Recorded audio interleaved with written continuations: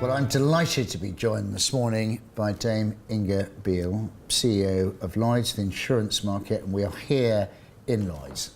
Yes. Inga, thank you very much for engaging with our Business of Trust programme and agreeing to share your views in relation to trust, the civic principles and the Business of Trust programme. And we've been talking to and about the five civic principles. And my first question is, if you had to choose one of those principles, which one would you choose and for what particular reason?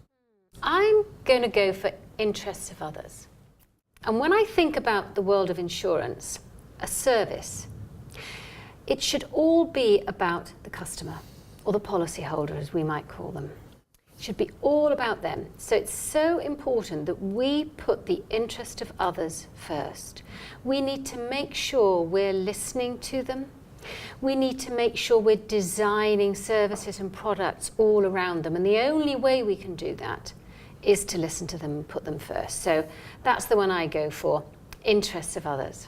Thank you. That's a very, very clear statement. And then if we draw that on to the recommendations provided by our Leaders of Tomorrow community, is there a particular recommendation for business, perhaps for the insurance market itself, that you would concentrate and focus on, and what would it, and for what reason would you choose it? I like the idea about empowering your frontline people. When I think about these things, I often think about how I react and how I feel as a customer of somebody. I want to think that if I'm phoning up, I'm going to get an empathetic human at the end of the line to deal with my inquiry or my query, or if I'm in trouble over something. So I think one way of ensuring that and building that trusted relationship, which for insurance is very, very important, because we are giving them a promise to pay in the future, a promise to pay when something goes wrong.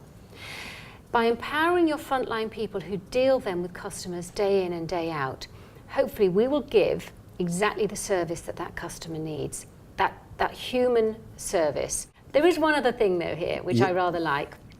It was about publishing your chief exec's contact details. I joined Lloyd's nearly 5 years ago.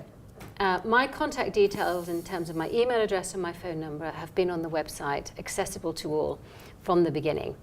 Now, I do get customers contacting me directly on that, and I will give my utmost to make sure they get the service they need. But to me, that was just one way of being very, very genuine about being open, being approachable to customers. An authentic leader, somebody who people can reach and approach and contact and connect with if and when required. Yes, and important, that authenticity, I do actually read the emails. Fantastic, that's a great message there, really powerful message.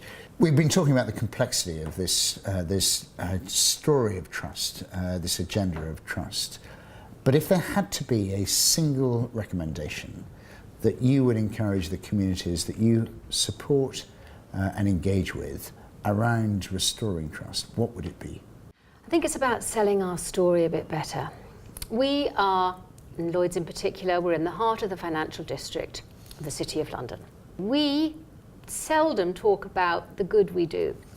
The good we do in terms of, actually, we describe it at Lloyd's as enabling human progress. So if any small business wants to start up, do something new, invest in something for the future, we can be there to de-risk that and make it safe for them to invest in something.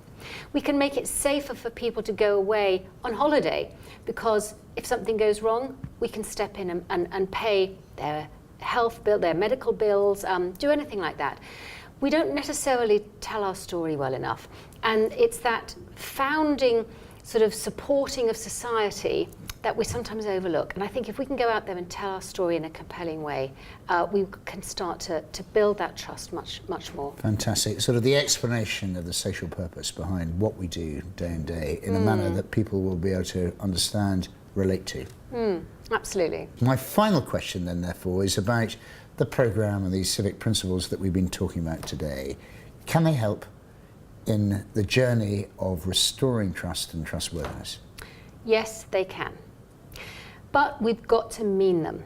It's all very well signing up to a principle or a charter if we don't mean it, and that means we've got to act upon what we've signed up to, it will go nowhere and it will not help restore trust. We know there's a trust deficit at the moment. We know that people have been disillusioned with that's politics, the media, big business. We've got to build those bridges again. But that means signing up to this, and these are fantastic principles, is one thing. Signing up to them is one thing. Actually doing them is another. Yeah, actions and deed, making it all happen.